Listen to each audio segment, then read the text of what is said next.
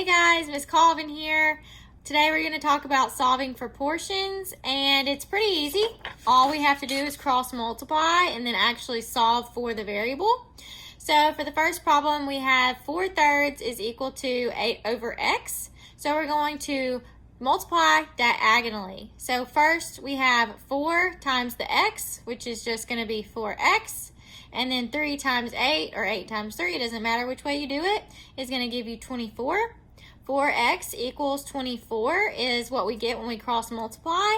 And from there, we know that the 4 is attached to the x by multiplication. And so we're going to undo multiplication by dividing both sides by the coefficient, which is 4.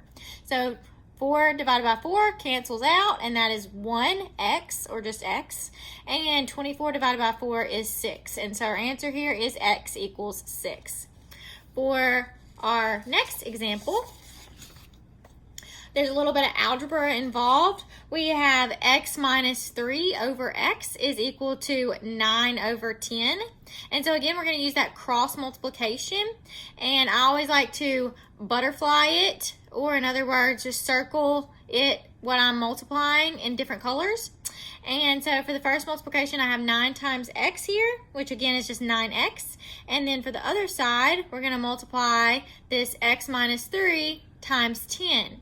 Okay, and so we have to use what we know about distributive property to multiply out 10 times our first term here, which is x, and then 10 times that negative 3, which is 30. So once we multiply by distributive property there, since we have two terms being multiplied, that's how we know when to use it, we would get 10x minus 30 equals 9x. Now, we have to use what we know about solving equations, two-step equations, and combining like terms. And so there's nothing we can combine on this side together or this side together. So now we have to just solve it. So we have a positive 10x and a positive 9x. It doesn't matter which one you subtract to the other side or cancel out. We just want to make sure that what we do to one side, we do to the other. So I'm going to cancel out the positive 10x by subtracting 10x from both sides. Now we have to line it up with the other term that has x in it. Okay, and so we're going to bring down that negative 30, and on this side, 9 minus 10 is negative 1. Bring down the x. Okay, and so our last step, this negative 1 and this x, or the negative sign and the x, are attached to my multiplication, and we're going to undo multiplication by division. And again, that's dividing both sides by that negative 1.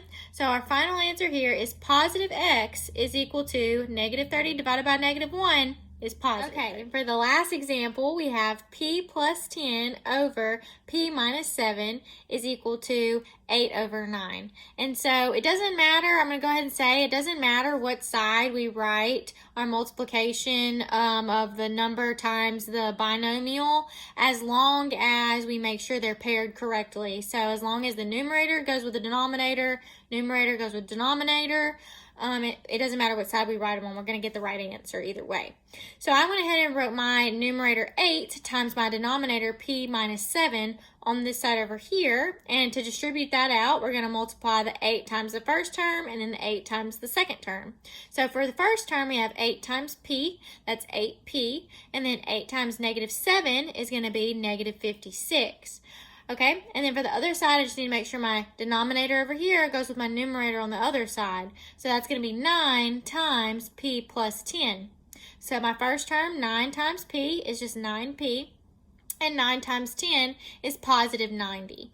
And again, you can choose to subtract by something else that I didn't subtract by here. There's multiple ways of doing this problem. I chose to subtract by 8p to cancel out this term right here. And what you do to one side of the problem, we have to do the other side. So we're going to subtract that 8p from 9p over here. Now, again, you could have chose to add 56 to cancel out the negative 56 over here. You could add 56 to both sides. I chose to subtract 90. There's multiple ways of doing it though.